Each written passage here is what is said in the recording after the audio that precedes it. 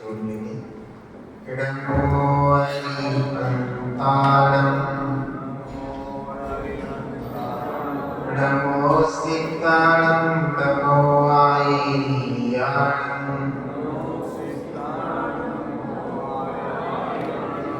नमो वज्रायाणं नमो लोहे सर्वसारूढम्।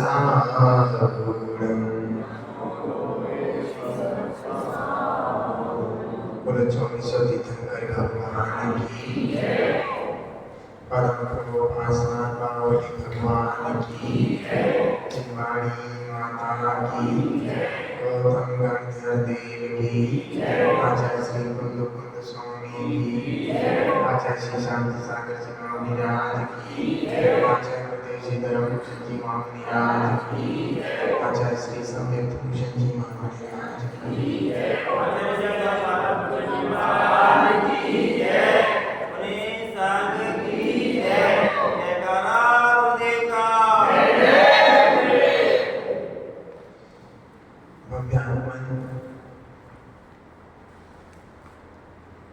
हमारा ये शिविर के बारे में मैंने आपको जैसा बताया था कि शिविर एक शिक्षा का समूह होता है जिसमें शिष्य वर्ग बैठ करके शिक्षा ग्रहण करते हैं।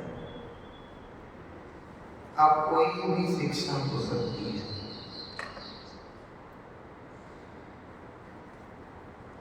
जैसे सैनिक शिक्षा प्राप्त करते हैं। अब जैसे मान लीजिए आंखों का शिविर लगता है तो वहाँ शिक्षा प्राप्त करते हैं, वहाँ चेक होती है तुम्हारी आंखों में कितनी कमी है, तो पता चलता है नहीं चलता? जानकारी, शिक्षा जानकारी, वो कहते हैं ना कि हमारे को देखो क्या दिक्कत हमारी आंखों में ये है वो है, तो बताते हैं आपकी आंखों में काला हो गया है, ढलान है, ढुका है। तो ये सारी शिक्षात्मक चीजें होती हैं, चाहे वो शरीर की सुरक्षा को लेकर के हो, या फिर देश की सुरक्षा को लेकर के हो, या फिर धार्मिक शिक्षा हो, या फिर लौकिक शिक्षा हो। अच्छा, ये भी एक चीज समझ में आती है कि शिविर जो होते हैं वो पूरी साल के नहीं होते, कुछ समय के होते हैं। कुछ समय में ही उनको बहुत सारी जानकारी दे दी जाती है, समझ में आया? थोड़े समय में, जैसे 1 महीने का हो गया, 2 महीने का हो गया। लेकिन स्कूल वगैरह जो होते हैं वो रेगुलर चलते रहते हैं, ये भी हमने देखे, तो उनको कोई शिविर नहीं करता। लेकिन छुट्टियों में जो स्कूल चलते हैं उनको शिविर बोलते हैं।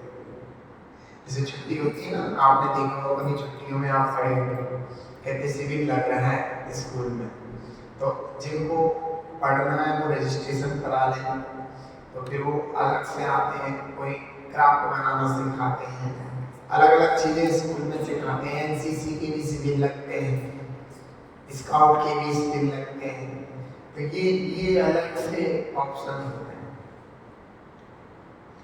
ऐसे यहाँ पर जो शिविर का आयोजन है, एक समूह, धार्मिक समूह जोड़ करके और उनको शिक्षा प्रदान करने का भाव है, तो शिविर के माध्यम से हम ये वाली बात सब सीखे।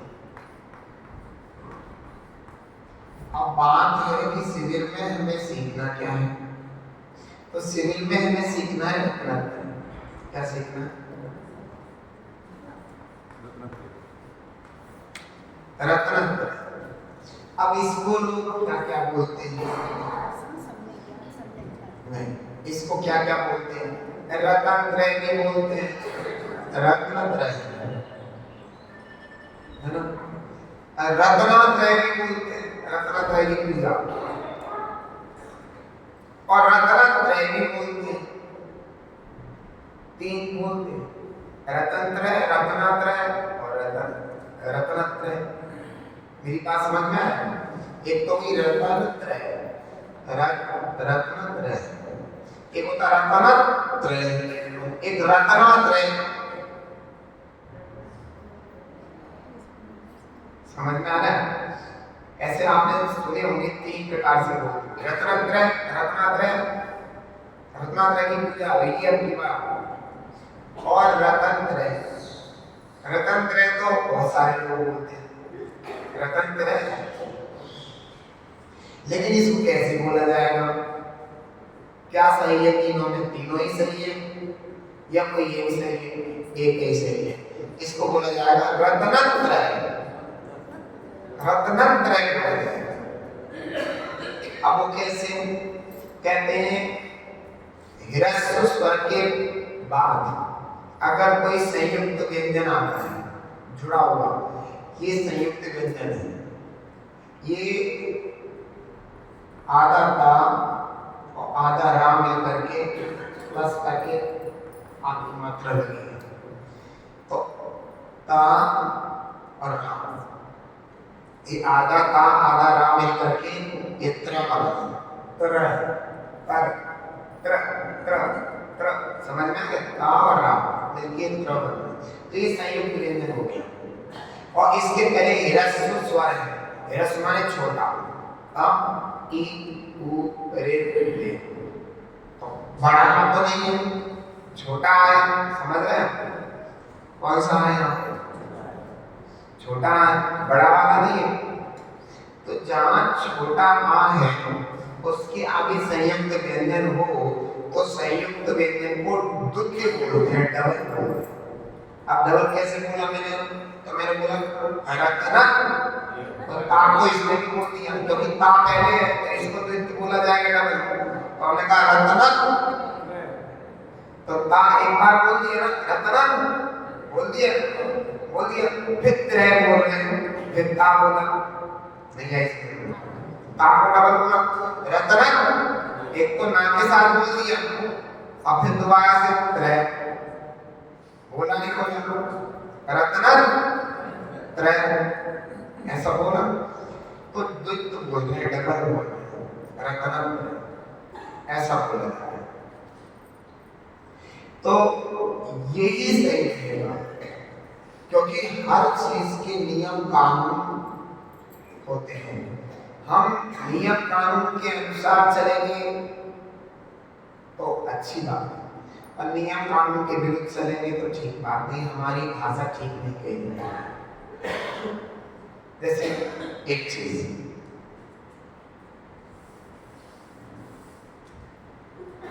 अब क्या होता है,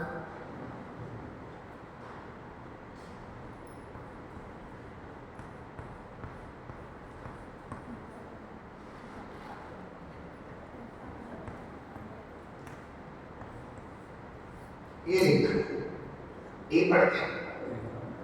अब लोग क्या बोलते हैं? बकामर प्रणत,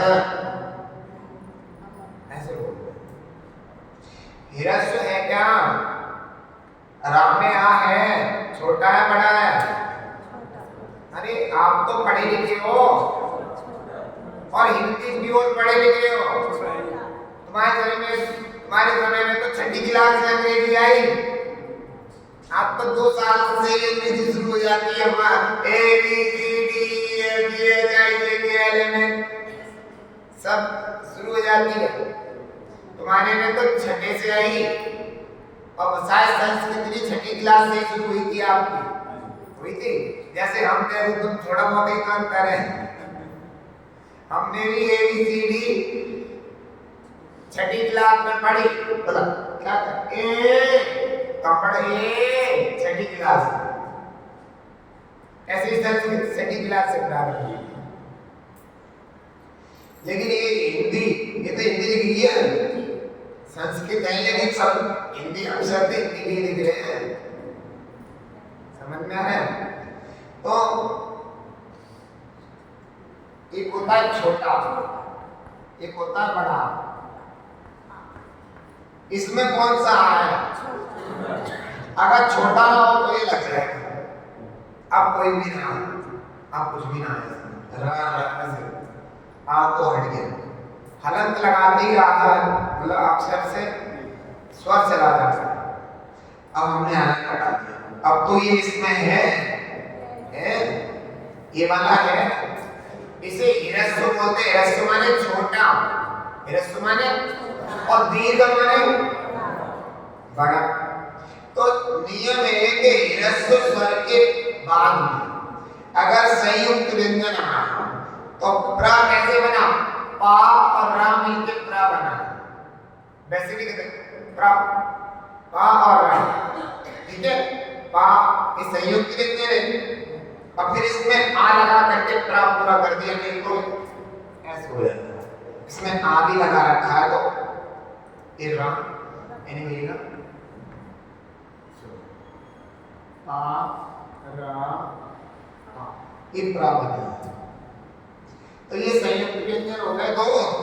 संयुक्त माने जोड़ दिया। समझ में आ रहा है? तो दो संयुक्त अक्षर को मिलाकर के बना हो, सामने बना, और उससे पहले छोटा ह्रस्व स्वर हो, यानी रा में आया तो यहाँ आगे तो है पीछे तो नहीं, पहले रा फिर रा है क्या, पहले रा फिर रा है, पहले रा है फिर आ है। तो ह्रस्व स्वर के पहले संयुक्त व्यंजन आ, तो इसको ऐसे नहीं बोलेंगे भक्तामर प्रणत, ऐसे बोलेंगे। अब भक्तामर प्रणत, मरक पा को डबल बोलेंगे, मरक फिर प्रण। आप देखो मैं सुना भक्तामर प्रणत मौलि मणि, मणि पे भी हो रहा है वो आगे ही मणि प्रभाण मुद्योतकं दलित पापतमो वितानम। अब आपकी भाषा बोलते हैं मराई का मरे मराई, आपकी भाषा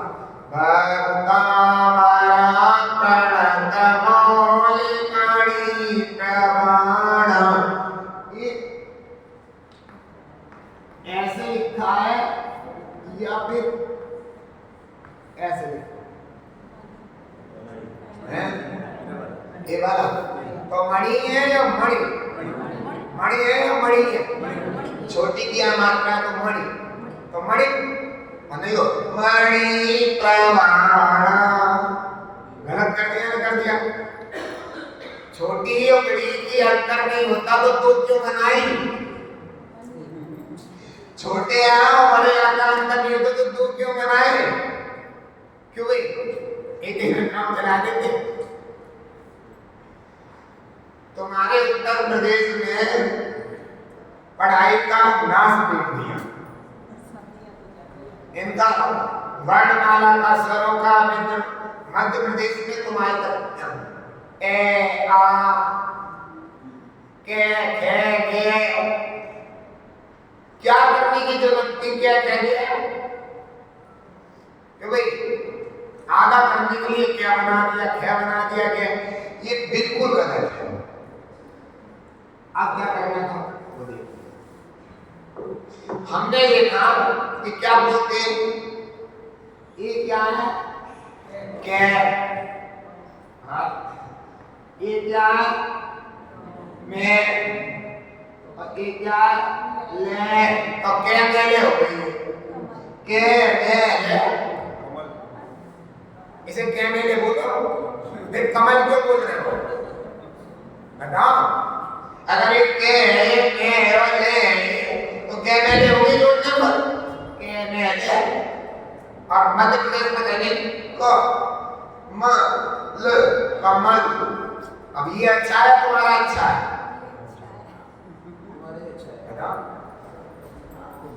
मध्य प्रदेश में बोलेंगे को म ल कमल, अब ये अच्छा लग रहा है के मेले, के मेले।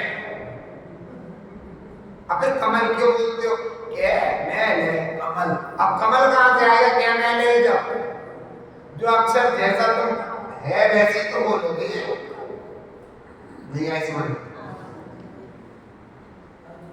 तो ये बहुत खिचड़ी पीट दी यहाँ उत्तर प्रदेश, पश्चिमी उत्तर प्रदेश, बिल्कुल पढ़ाई का ऐसा बना दिया, बिल्कुल ही खचड़ा। अब क्या होता है कि चलो छोड़ो, अब उनको जो करना था हम लोग, इसलिए कहते हैं भक्तामृत वगैरह जो स्तोत्र वगैरह होते हैं अपनी तरफ से नहीं पढ़ना चाहिए। एक बार किसी समझदार से, मिराज से मैंने यहाँ पर भक्तामृत पढ़ाया था बच्चों को। आपको पता है उस समय यहाँ विधान हुआ था मेरे पढ़ाने के बाद, तो बच्चे लोग वहाँ पर बोले अरे भैया को कहता है याद है जब हम लोग पढ़ा लिया था एक महीने का पढ़ा दिया था भक्तामृत, तो फिर यहाँ विधान था संस्कृत भक्तामृत है ना, हिंदी का। हाँ तो उसमें बच्चे आके बोले थे, हाँ तो बच्चे आके बोले थे, पंडित जी ने कहा कि देखो छोटे बच्चों को बिल्कुल सही सही आता, तो भक्तामृत स्तोत्र को जो अभी स्तोत्र पहले आप पढ़ लें, नहीं तो एक बार अब तुम्हें हम कितना ही सिखा लें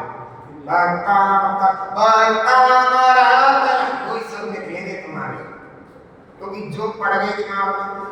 ईंट दो प्रकार की होती है, एक तो पक जाती है, कच्ची होती है, कच्ची को पानी में डालो वो हो जाएगी और फिर उसको तुम दोबारा से बना सकते।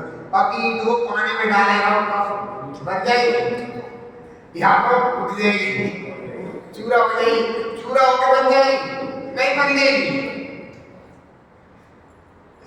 ईंट का चूरा करो फिर ईंट बनाओ बन जाएगी, नहीं बनती, उसमें चिपचिपाहट खत्म हो गई, उसमें जो रेत हो गया वो तो ईंट क्या हो गया, वो तो रेत हो गया। जो ईंट हमने पीस ली पकी हुई, पीस के वो ईंट का वो तो रेत हो गया।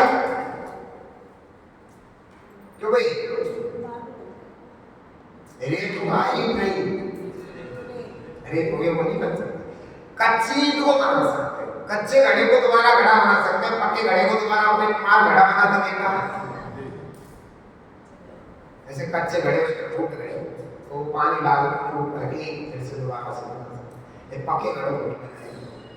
तो आप पक जाते हो तो पको, तब पको पहले सही से बेस बना लो। अधिकतर लोगों को हम बड़े बड़े कुछ भक्तामृत स्तोत्र पढ़ो सब गलत करते हैं, लगभग जिन्होंने सीख रखा है। एक यूट्यूब पर वो है आओ भक्तामृत सीखें, भैया ने मेरी रिकॉर्डिंग की थी, उसमें पूरा भक्तामृत लिख करके भी आता है और बिल्कुल बोला भी गया, आप उसमें जा करके आप पढ़िए, उसमें सीखिए, उसमें एक एक भक्तामृत को ऐसे एक एक शब्द को सिखाए कि भक्तामृत हम कैसे पढ़ें, कैसे बोले, तो आपको उसे बार बार रिवीजन करने से आपको भक्तामृत आ जाए। नहीं तो वही नहीं चलेगा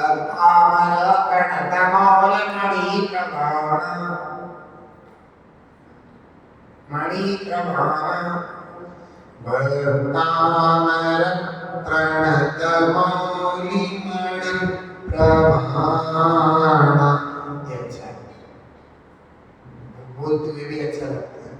चलो बात चल रही थी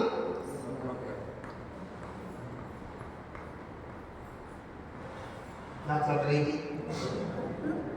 रत्नत्रय क्या थी, रत्नत्रय और रत्नत्रय नहीं बोलेंगे, क्या बोलेंगे, रत्नम नम नम नत नत, जो बोल रहा हूं नम नम नम त्रय, रत्नत्रय,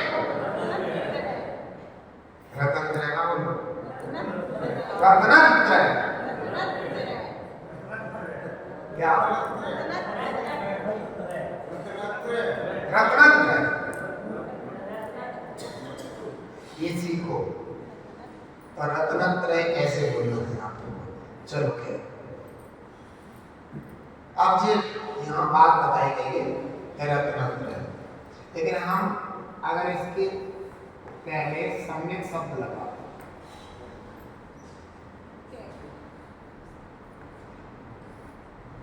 सम्यक शब्द लगाते तो सम्यक रत्नत्रय हो जाएगा। सम्यक रत्नत्रय, वास्तविक रत्नत्रय, सम्यक माने वास्तविक, यथार्थ, सच्चा, सम्यक माने होता है समीचीन, सच्चा, यथार्थ, वास्तविक, सत्य। तो क्या होता है, अब दूसरी बात लेते हैं कि ये हमें शब्द ऐसे जोड़े। अब सम्यक रत्नत्रय क्या होता है? तो सम्यक रत्नत्रय में हम यहाँ पर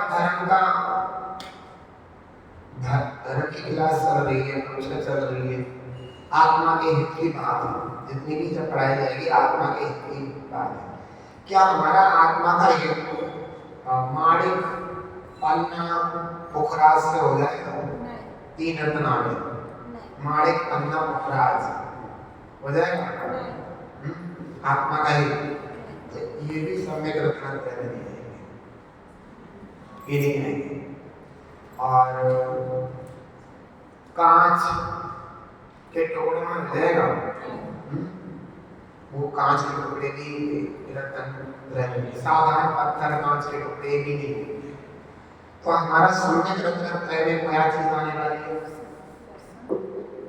सम्यक रत्नत्रय में आने वाली है सम्यक दर्शन। यहाँ गा आएगा देखो, सम्यक ज्ञान।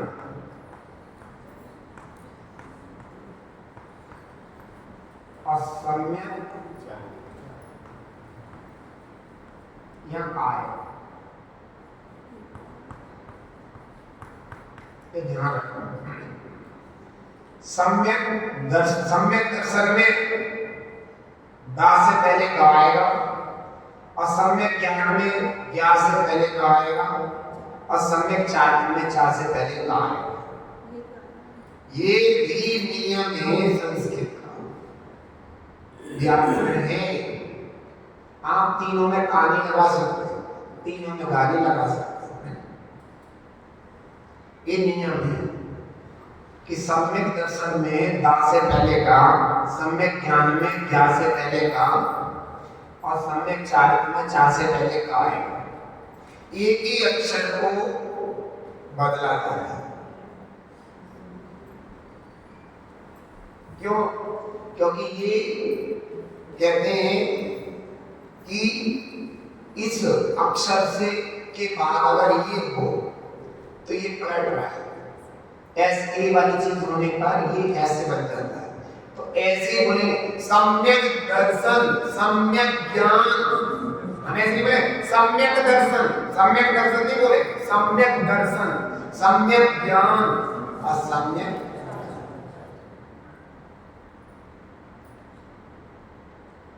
समझ में आ रहा? ये ऐसे ही लिखना है। अगर आपके पेपर में आएगा कि कौन सा सही है, हमें सम्यक दर्शन में सम्यक दर्शन लिख दिया, गा लगा दिया, फिर का लगा दिया, ऐसे हम 3-4 चीजें लगाएंगे। तो आपको उसमें देखना है कि हमें क्या लिखना है। तो किस पर राइट लगाना है? इसमें तो वो आप देख लेना कि आपके पेपर में कहाँ से होता है। आपको देखना पड़ेगा कि हमें किस पे सही लगाना है। तो ये तो नॉर्मल है, हम समझ गए। इन दोनों पे गा लगाना है, इसमें गा लगाना है। क्योंकि व्याकरण के बहुत सारे नियमों को हम तुम्हें बता नहीं सकते। जैसे पहले बता रहे थे हिरस्व के परे संयुक्त व्यंजन आए, ये तो इतना सारा सबके साथ बताएंगे वो तो संभव है नहीं, व्याकरण पढ़ना शुरू हो जाएगा। तो इतना समझने का कि इसके साथ ऐसे करना समझ में। लेकिन वो जो मैंने हिरस्व वाला बताया था वो सब जगह लगेगा, कभी भी देख लो। हिरस्व शब्द 5 है, आ, ई, उ, रे, ले।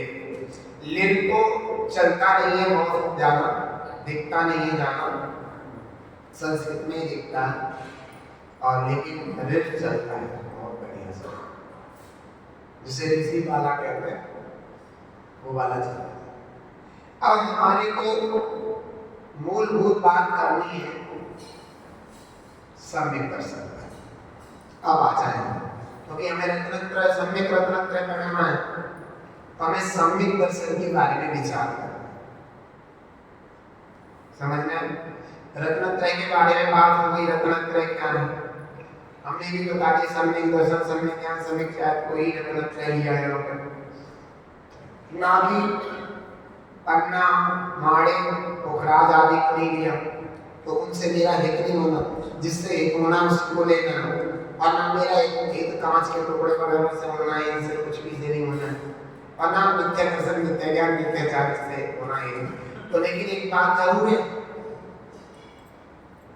हमारा हित सम्यक दर्शन, सम्यक ज्ञान, सम्यक चारित्र से होना है ना, रत्नत्रय के गाड़ी विराज होते हैं ना, तो इसके विपरीत मिथ्या दर्शन, मिथ्या ज्ञान, मिथ्या चारित्र को भी हमें सीखना पड़ेगा, पता लगेगा दोनों में। तभी तो हम उससे दूर इसके नजदीक रहेंगे।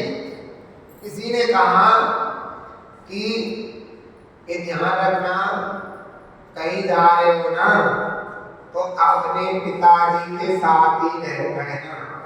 एक लड़की से कहा, युवा लड़की से, जवान लड़की से, बेटा तुम वहाँ फंक्शन में जा रहे हो तो अपनी मम्मी पापा के साथ ही रहना है, ठीक है? इतनी बात तो कह दी। अब ये बात होने के बाद कह दिया, कुछ ऐसे टिप्स बता दिया तो उनसे दूर रहना है, समझ में? मम्मी पापा के नजदीक रहना है और उनसे दूर रहना है। जिनसे सबसे नहीं कहा, कुछ विशेष बताए, क्योंकि जहां जा रहे हैं फंक्शन में कुछ गलत लोग भी आ रहे हैं, तो उनसे दूर रहना है, ये भी बता दिया।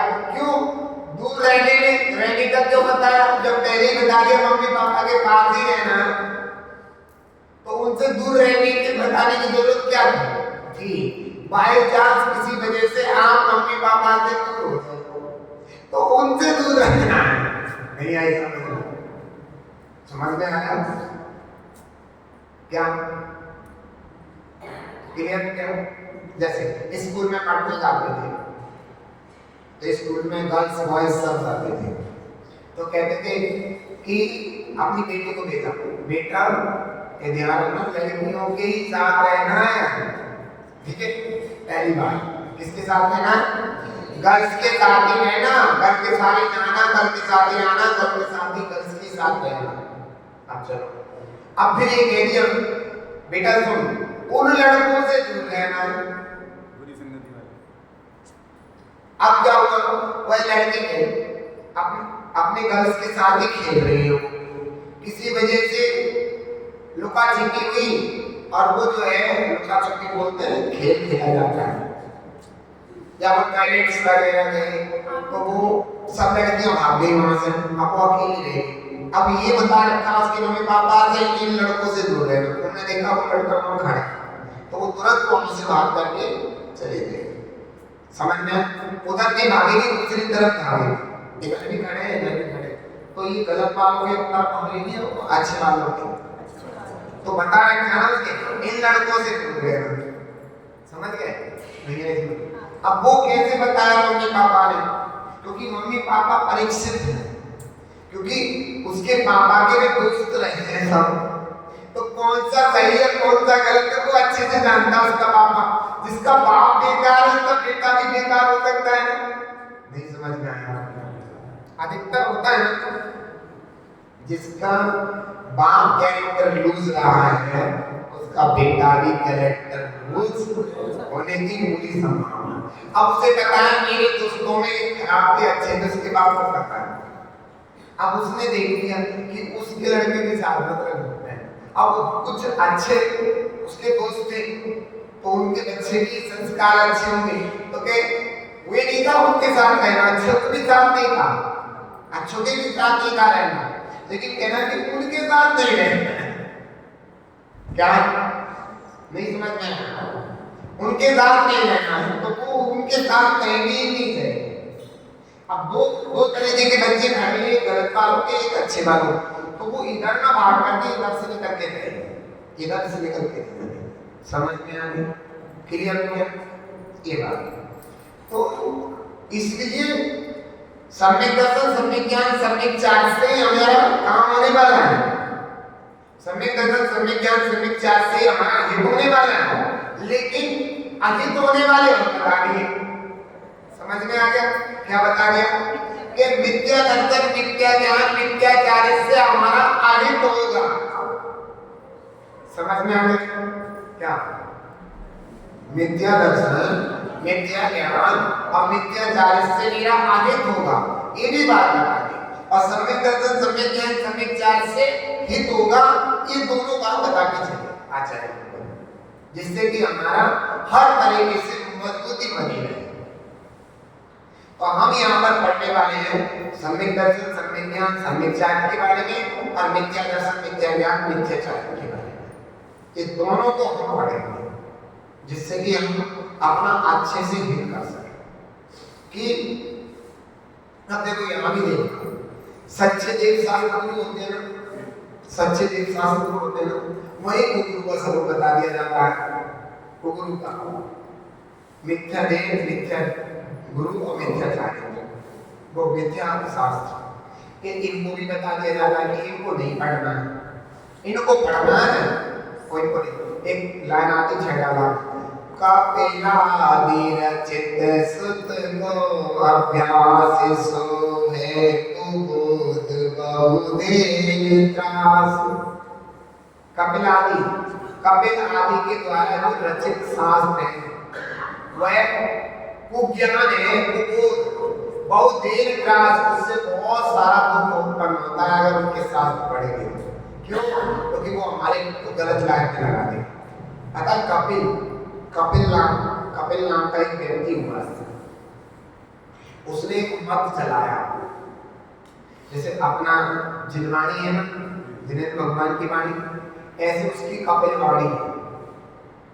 वो अपने आप को सर्वज्ञ कहता था, मैं सर्वज्ञ, और उसने शास्त्रों की रचना कर डाली। समझ में आ गया? तो कपिल द्वारा रचित हो गया। तो कपिल आदि, ऐसे कपिल जैसे और भी, समझ में आ गया?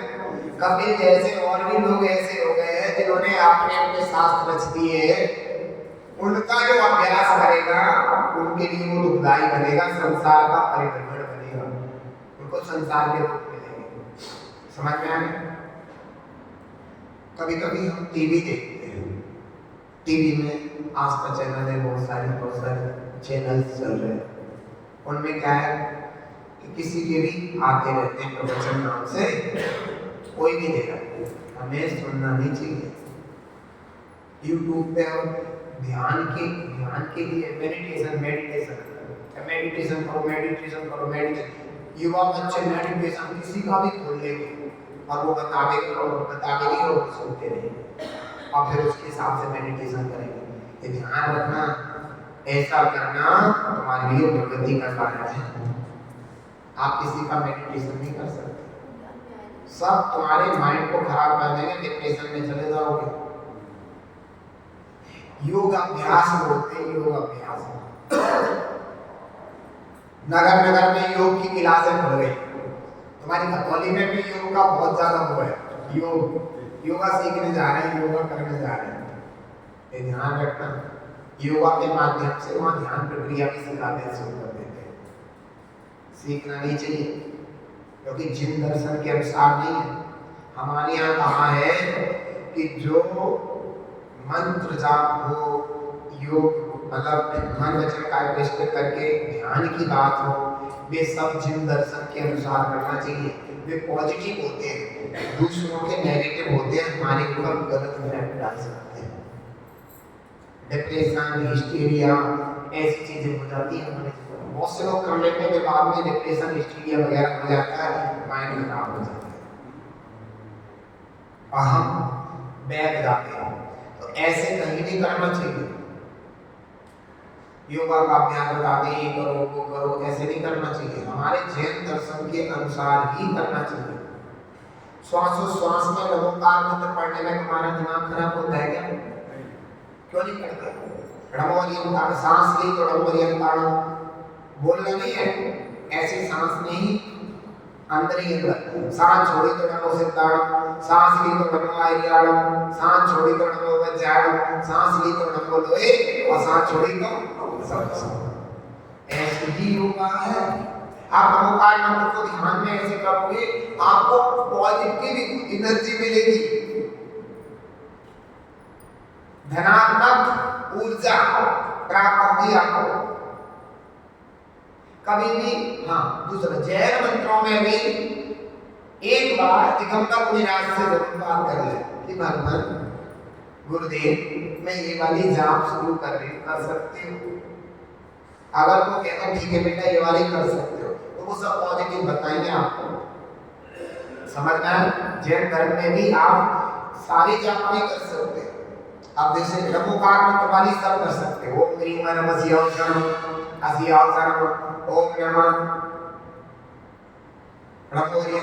नमोकार मंत्र ये जहाँ पे पॉजिटिविटी ऊर्जा को क्रिएट करती है, मतलब उत्पन्न करती है। समझ में आ गया? तो हम इन चीजों को कर सकते हैं।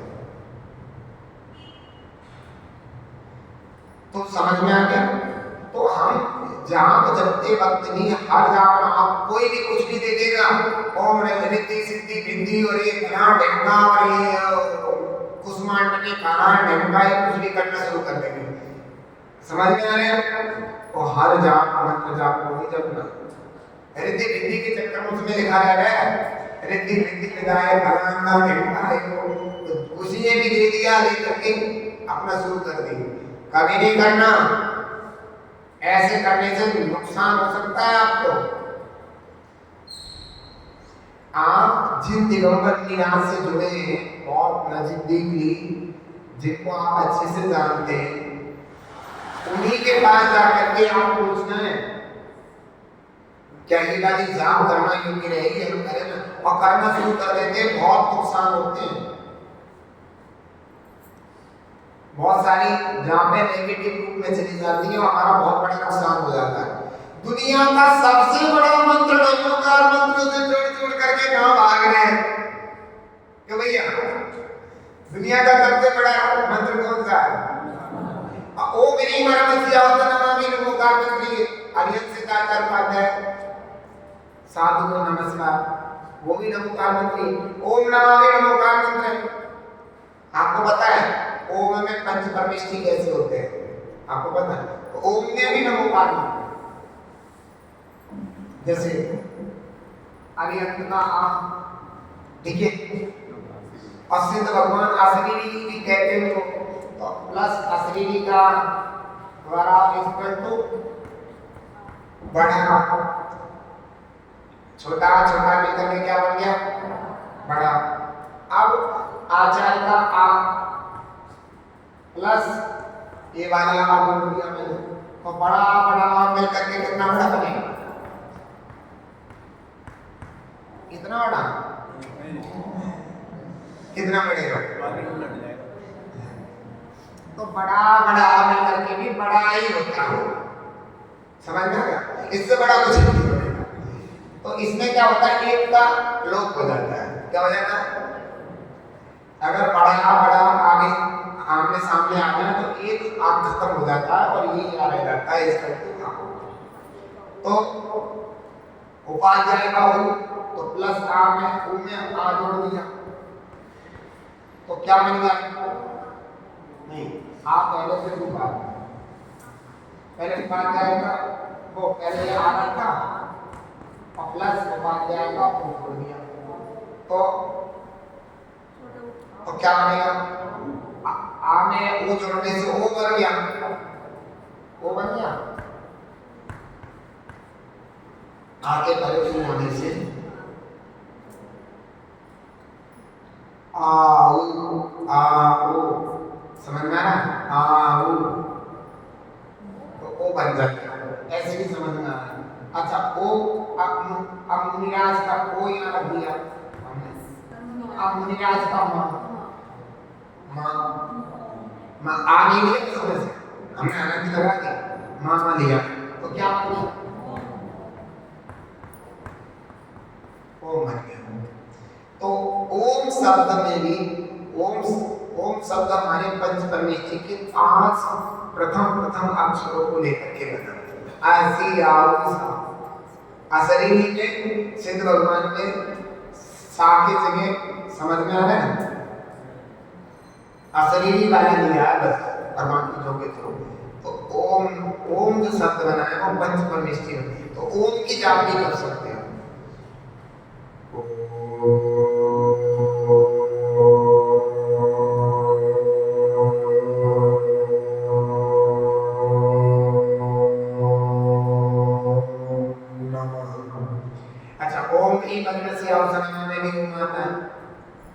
ओम ह्रीं श्रीं वासना जनित्रम नमामि माता है, तो वो सब जगह पंचपरमेश्वर जी का ओम लग रहा है नहीं लग रहा?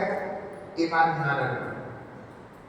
लेकिन कोई भी जाप करने से पहले एक बार अपने मुनिराज से कुछ जरूर है, क्योंकि जाप के बारे में मुनिराज से अच्छा आपको कोई नहीं बता सकता।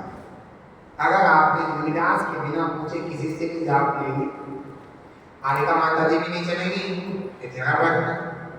उनका ध्यान भी, क्योंकि माता जी का ध्यान दृढ़ नहीं होता, समझ में आएगा? मुनिराज का ध्यान ही दृढ़ होता है। कहीं भी पिछले समय में जितने भी आए, मुनिराज की बात पक्की वाली पक्की होती है, समझ में आ गया? ये ध्यान रखना। मुनिराज आचार्य उपाध्याय और साधु, ठीक है? अब ये भी परीक्षण करना है कि समझ में आ गया, इसमें ज्यादा बोलने की जरूरत नहीं है कि वे मुनिराज, मतलब हमें पता है पहले से, बहुत समय से देखते हैं, अपनी साधना में लगते हैं, अपनी साधना करते हैं, समाज में, समझ गए? वो सब चीज देखते हुए तो ये सारी चीजों का बड़ा ध्यान रखना पड़ेगा। तो तब हमारा जा करके कुछ अच्छा हो सकता है, नहीं तो हम कुछ भी अपना नुकसान कर सकते हैं। तो समझ में आ गया? तो ये चीजें हमें विशेष ध्यान रखना पड़ेगा। बात चल रही है हमारी सम्यक दर्शन,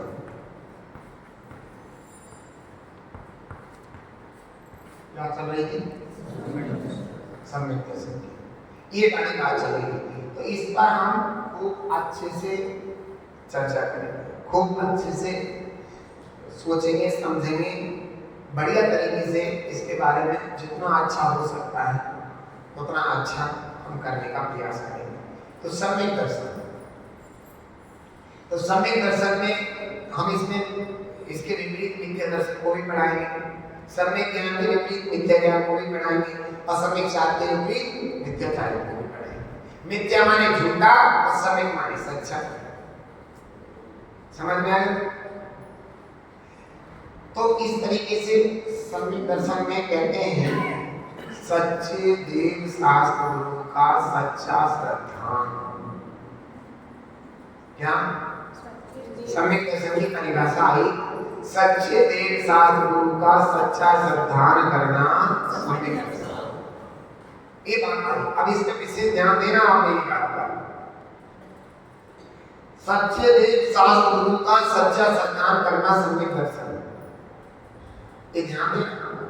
तो इस पर ये हमें सोचना है कि जैसे कहते हैं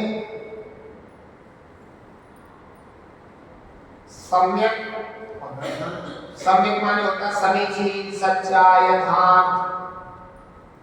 तो सच्चा कह देते हैं इसको, सच्चा दर्शन माने श्रद्धा।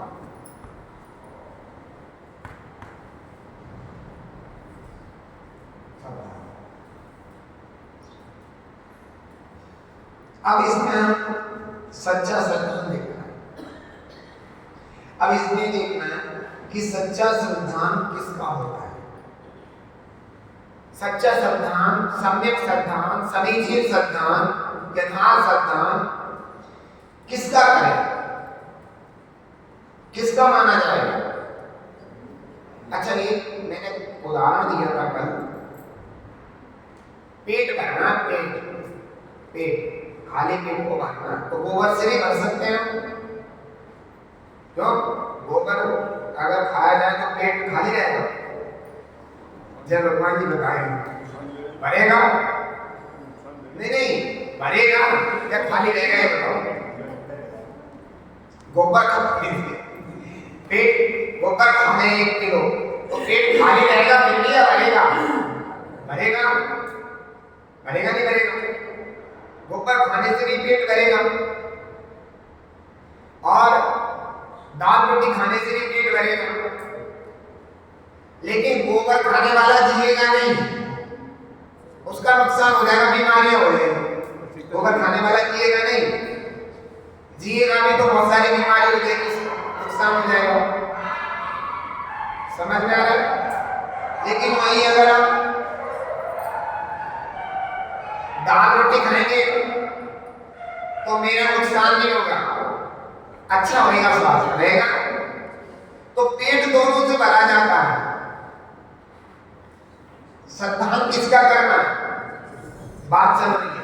तो पेट, भूखे पेट दोनों से भरा जाता है। गोबर से भी भरा जा सकता है और दाल रोटी से भी, जहर से भी भरा जा सकता है और अनार के दूध से भी।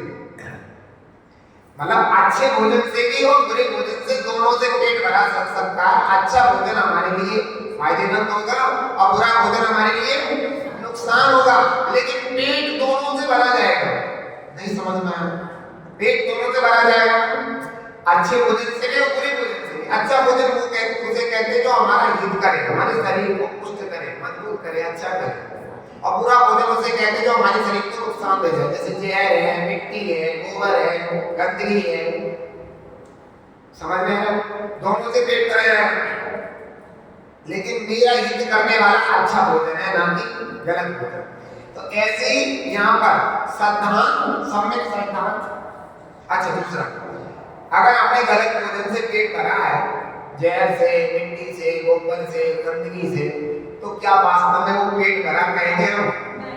वास्तव में पेट भरा कहेंगे? हैं? ऐसा कहेंगे कि खुद को खत्म करने के लिए काम करा है। जहर अगर हम जहर से पेट भरे तो कह रहे हैं अपने आप को नुकसान करा नहीं, तो पेट भरा वास्तविक नहीं माना जाएगा। अच्छे भोजन से हम पेट भरे तो कहें हाँ इसमें पेट भर गया। बताओ, जैसे शराब से पेट भरे, शराब की एक बोतल बड़ी वाली लेके सीधी कर दी, पौने लीटर की होती है, और उससे पेट भरे, तो पेट भरा माना जाएगा क्या? नुकसान करेगी शराब। और दूध से भरे तो क्या कहेंगे? हाँ इसका पेट भर गया। और शराब से यदि पेट भर गया है तो कहेगा कोई माँ बाप कहेगा कि हाँ इसका पेट भर गया। वही ध्यान देना है मुझे। ऐसे ही वास्तविक में पेट भरा कब माना जाएगा? जब शरीर को फायदा करने वाला भोजन दिया जाएगा, अच्छा भोजन। ऐसे वास्तव में सच्चा श्रद्धान कब माना जाएगा? जब सच्चे देव, सच्चे गुरु और सच्चे शास्त्र का श्रद्धान होगा। तो अगर मिथ्या देव, मिथ्या गुरु और मिथ्या शास्त्र का श्रद्धान होगा तो वो सच्चा श्रद्धान नहीं माना जाएगा, वो मिथ्या श्रद्धान माना जाएगा। समझ में आ गया? नहीं आ गया? क्लियर हो गया? जैसे गलत भोजन करने से हमारा पेट भरा नहीं माना जाता बल्कि हमारा नुकसान माना जाता है, ऐसे ही गलत देव, गलत शास्त्र और गलत गुरु यानी कुदेव गुरु कुशास्त्र का श्रद्धान करने से हमारा श्रद्धान भी सच्चा नहीं माना जाता। कैसा माना जाता? मिथ्या श्रद्धान माना जाता है। क्लियर हो गया? हो गया? ये बात हमें अच्छे से याद रखनी है, ध्यान रखिए।